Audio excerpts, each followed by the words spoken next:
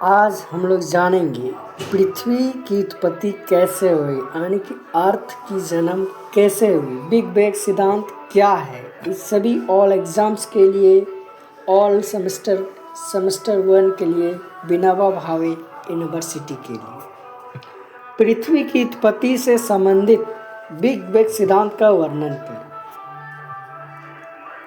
Big bang सिद्धांत ब्रह्मांड का जन्म एक महाविस्फोट परिणाम स्वरूप हुआ है। इसी को महाविस्फोट सिद्धांत या बिग बैंग सिद्धांत कहते हैं।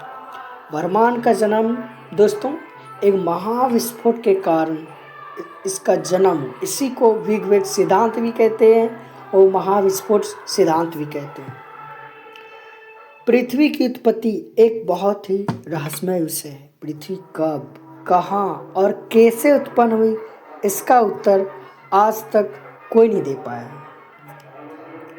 प्राचीन काल में धार्मिक परिकल्पना द्वारा पृथ्वी की उत्पत्ति के संबंध में दिए गए ज्ञान को विज्ञान नहीं मानता। उसके साथ साथ आधुनिक विज्ञान भी इतनी उन्नति नहीं कर पाया है कि पृथ्वी के उत्पत्ति के बारे में संतोषजनक परिकल्पना प्रस्तुत कर सके।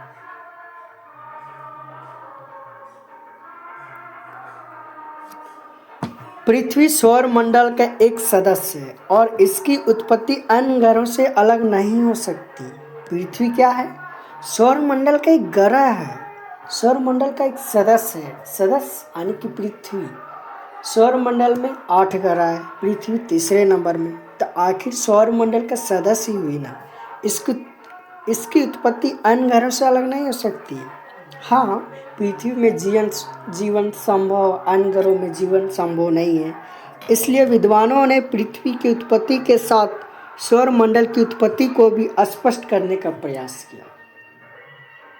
अब हम लोग जानेंगे बिग बैंग सिद्धांत, big bang theory. George Henri Lemaitre एक बेल्जियम कैथोलिक पुजारी खगोलविद के, कहाँ के थे? बेल्जियम के थे। जॉर्ज हेनरी लेमेंत्री खगोल के विद्वान थे। 1927 में ब्रह्मांड की उत्पत्ति के संदर्भ में बिग बैंग सिद्धांत को प्रस्तावित किया। कितना ईस्वी में? 1927 ईस्वी में बिग बैंग सिद्धांत का प्रतिपादन किया।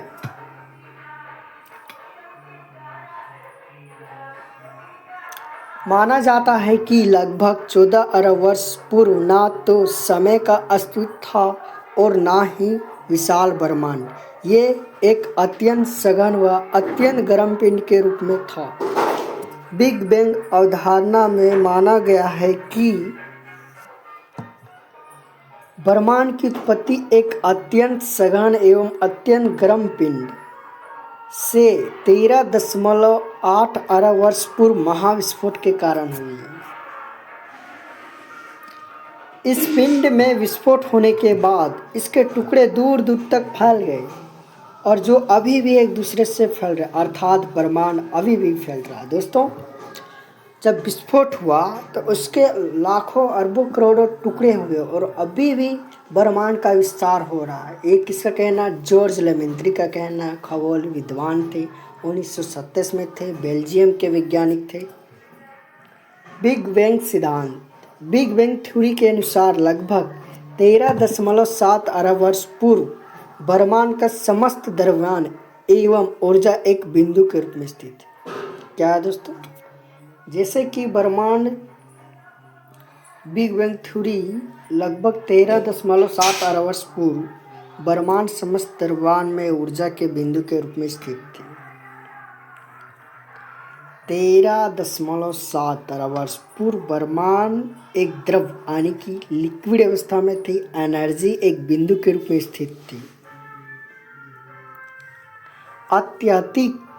अत्यधिक दबाव के कारण एक महाविस्फोट हुआ, जिसके परिणाम स्वरूप ऊर्जा ब्रह्मांड के चारों ओर फैलने लगी। बिग बैंग के पहले सेकंड में ही ब्रह्मांड तापमान लगभग 1 अरब डिग्री सेल्सियस था।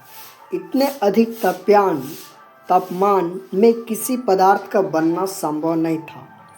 अतः इलेक्ट्रॉन, प्रोटॉन तथा न्यूट्रॉन मुक्त अवस्था में थे।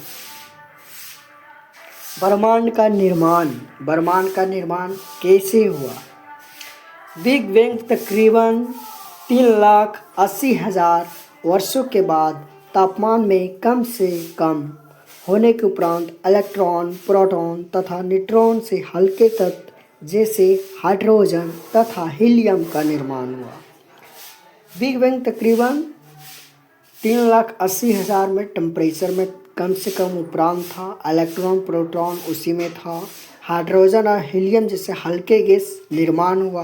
धीरे धीरे ब्रह्मांड ठंडा हुआ तथा हल्के तत्व से भारी तत्व शुरू हुए। ब्रह्मांड में मौजूद गैस गुरुत्वाकर्षण के कारण पास आती गई। गुरुत्वाकर्षण अट्रैक्टिव करता है, जिससे तारों और आकाशगंगाएं गैलेक्सी का निर्माण हुआ। लगभग 4.5 अरब साल पूर्व हमारी आकाशगंगा में मौजूद एक तारे का विस्फोट हुआ और इससे निकली धूल तथा गैसों के बादल में पूरी आकाशगंगा में छा गई। धूल तथा गैसों के ये विशाल बादल गुरुत्वाकर्षण के कारण इकट्ठा होने लगी और अपने केंद्र के चारों ओर डिस्क के रूप में परिक्रमा करने लगी। केंद्र यानी कि मेन पॉइंट फोकस में तापमान अत्यधिक हो जाने के कारण एक तारा के रूप में लिया, जिसे सूर्य का निर्माण हुआ। इसके अतिरिक्त केंद्र के चारों ओर घूम रहे धूल के गैस बादल में बदली अथवा नेबुला अन्य ग्रहों का निर्माण हुआ। बिग बैंग सिद्धांत के पक्ष। यह सिद्धांत से पता चलता है कि ब्रह्मांड का आरंभ था। आकाशगंगाएं एक दूसरे से दूर हो रहे हैं। ब्रह्मांड का आकार बढ़ रहा है। अभी भी आकाशगंगाएं फैल रही हैं। इसी परिकल्पना के अनुसार प्रारंभ में ब्रह्मांड बहुत कम था। ब्रह्मांड में हाइड्रोजन तथा हीलियम जैसे हल्के पदार्थ की उपस्थिति सिद्धांत में पक्ष में। निष्कर्ष: ब्रह्मांड का विस्तार बिग बैंग के बाद ब्रह्मांड का लगातार फैल रहा है और आज भी विस्तार जारी है। तारों और ग्रहों का निर्माण। तारे और ग्रह यानी स्टार और प्लैनेट्स का निर्माण बिग बैंग बाद कणों के सबसे गैसों बनी। फिर इतने सारे तारे ग्रह आकाशगंगाएं बनी।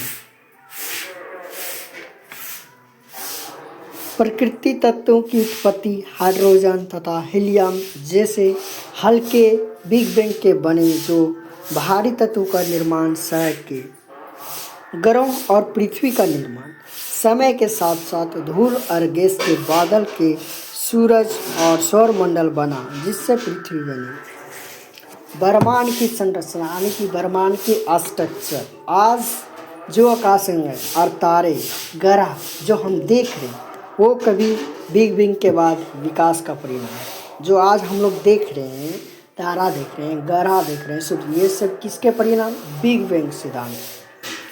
अनुसंधान जारी है यानी कि आज भी शोध जारी है। वैज्ञानिक खोज में लगे हुए हैं।